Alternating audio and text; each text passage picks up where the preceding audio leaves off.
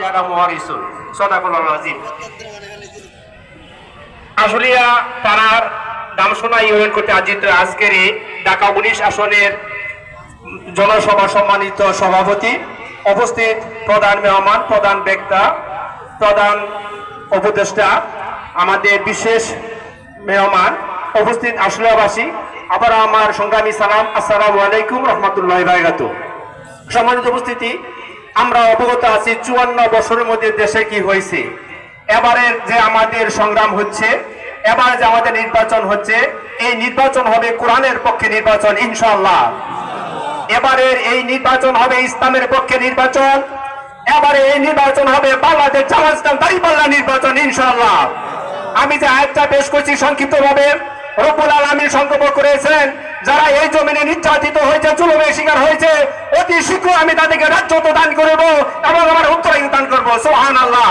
শুধু এই আয়াতের ভিত্তি করে আমরা বিশ্বাস রেখে আমরা এতটুকু স্থির থাকতে পারি, সামনের বাংলাদেশ হবে জামাত ইসলামের বাংলাদেশ, সামনের বাংলাদেশ হবে দাঁড়িপাল্লা বাংলাদেশ।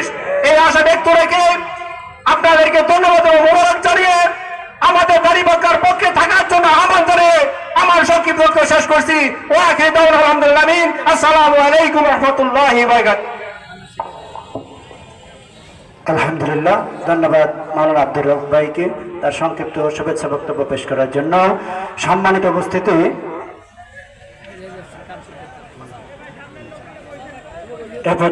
ছাত্র শিবিরের জেলা দায়িত্বশীল মাসুম মুন্সিকে তার সংক্ষিপ্ত শুভেচ্ছা বক্তব্য পেশ করার জন্য সবিনয় অনুরোধ করছি।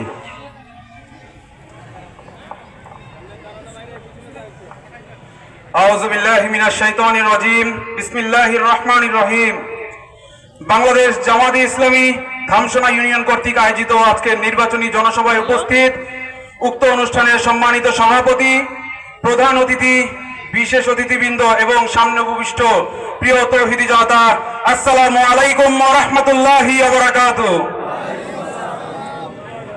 প্রিয় জনতারা, বর্তমান বাংলাদেশ তরুণদের বাংলাদেশ, বর্তমান বাংলাদেশ ছাত্রদের বাংলাদেশ।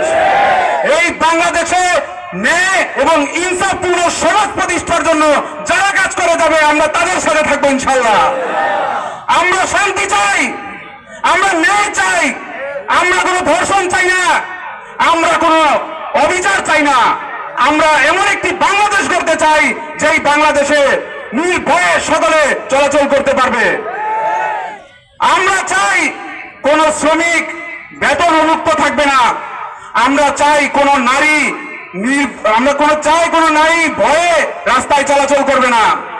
বাংলাদেশ জামাত ইসলামী একটি কল্যাণমূলক রাষ্ট্র প্রতিষ্ঠা করতে চায়।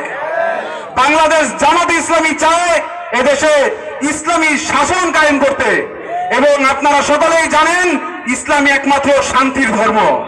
যদি শান্তি চান ইসলামের পক্ষে আসুন, যদি শান্তি চান বাংলাদেশ জামাত ইসলামীকে আগামী নির্বাচনে ভোট দিয়ে জয়যুক্ত করুন।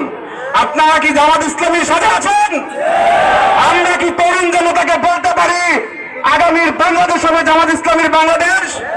আমরা কি বলতে পারি তারুণ্যের প্রথম ভোট জামাত ইসলামীর পক্ষে?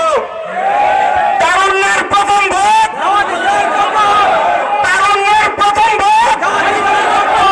এই আশা ব্যক্ত করে আমি আমার সংক্ষিপ্ত বক্তব্য এখানেই শেষ করছি। আসসালামু আলাইকুম ওয়া রাহমাতুল্লাহ।